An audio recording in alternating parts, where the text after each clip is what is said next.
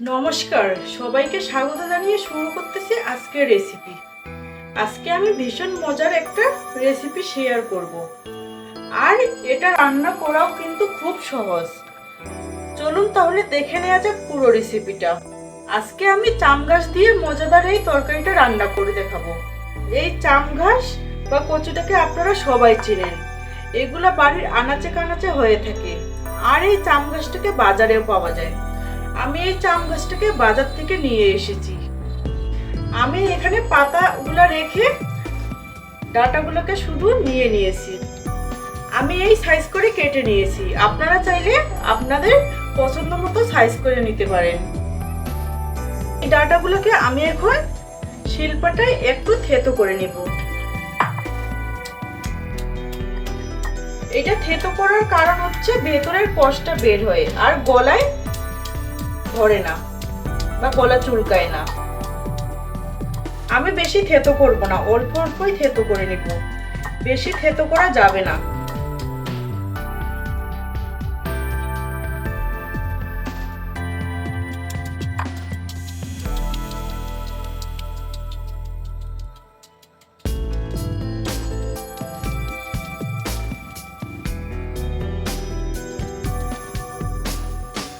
দেখতেই পাচ্ছেন আমি কিরকম করে থেতো করে নিয়েছি।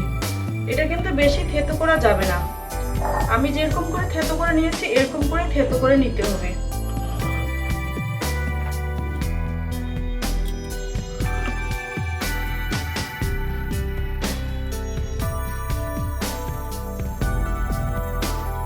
এখানে রান্নার জন্য আমার লাগবে পেঁয়াজ কুচি, কাঁচামরিচ চেরা, রসুনটাকে আমি থেতো করে নিয়েছি, মলা মাছের শুটকি, আলু কুচি, আলুটাকে আমি কুচি করে নিয়েছি। চলুন এবার চুলায় যাওয়া যাক। চুলায় আমি আগে থেকেই একটা প্যান বসিয়ে গরম জল করে নিয়েছি।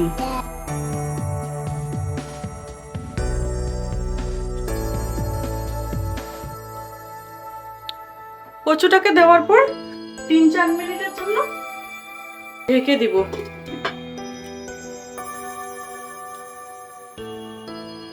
4 মিনিট পর ফিরে আসলাম। দেখেন কচু থেকে কতটা কষ বেরিয়ে এসেছে, জলের কালারটা কিন্তু অনেকটাই চেঞ্জ হয়ে এসেছে। এবারে উঠিয়ে নিব। আবার আমি কড়াই বসিয়ে শুকনো তাওয়ায় মলা মাছের শুটকিগুলোকে টেলে নিব।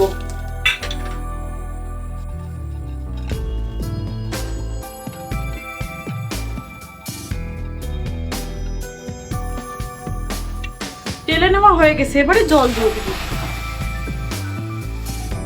এতে করে শুটকির মধ্যে যে জীবাণুটা আছে এটা বের হয়ে আসবে।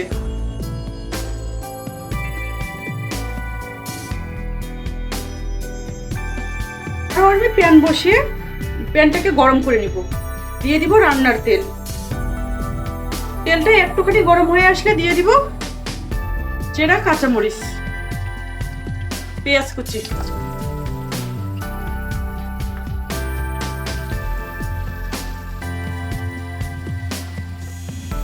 আর একটুখানি পাঁচফোড়ন।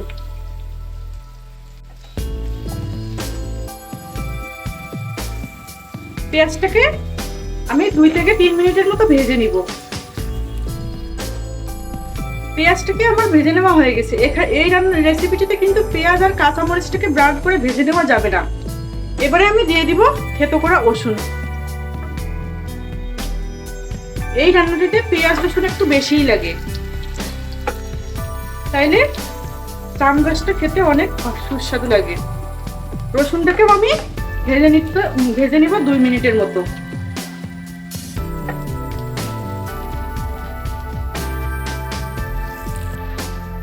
পেঁয়াজ রসুনটাকে ভেজে নেওয়া হয়ে গেছে। এবারে দিয়ে দিব শুটকিটাকে আবারও আমি ভালোভাবে ধুয়ে নিয়েছি পরিষ্কার জলে। শুটকিটাকে ভেজে নেওয়ার পর 1 চামচ হলুদ গুঁড়ো, 1 চামচ মরিচ গুঁড়ো, জিরে গুঁড়ো,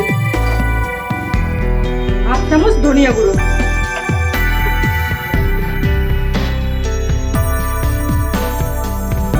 মশলাটাকেও একটুখানি ভেজে নিয়ে দিয়ে দিব কেটে ধুয়ে রাখা আলু।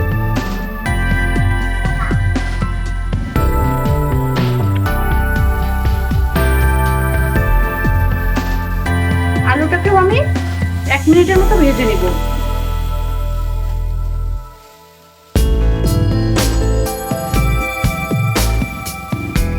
এবারে দিয়ে দিব স্বাদ মতো লবণ।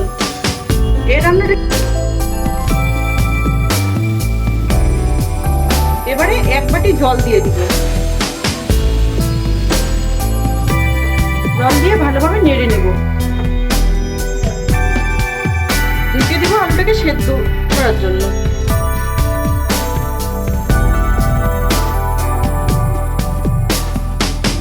এ পর্যায়ে কিন্তু আলুটা আমার 60% সেদ্ধ হয়ে গেছে।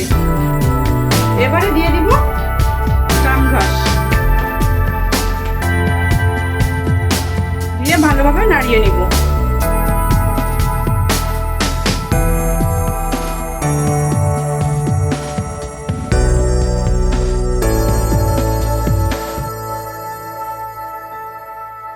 নাড়িয়ে আবারও ঢেকে দিব।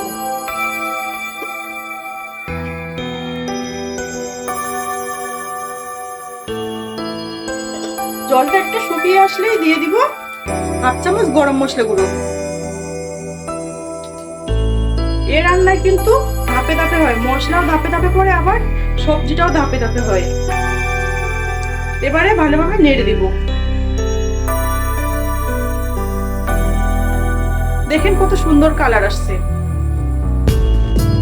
প্রবাসী ভাই ও বোনেরা বা ব্যাচেলার ভাইয়েরাও এইভাবে রান্না করতে পারেন। এইভাবে রান্না করলে অনেক সুস্বাদু হয় আর গলায়ও চুলকায় না। এইভাবে এখন খানিকক্ষণ কষিয়ে নিব।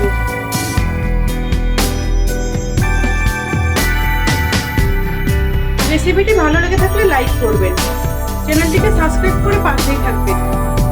আমার ভিডিওর কোনো অংশেও যদি ভালো লেগে থাকে একটা কমেন্ট করে জানাবেন। আপনাদের কমেন্টের আশায় থাকলাম।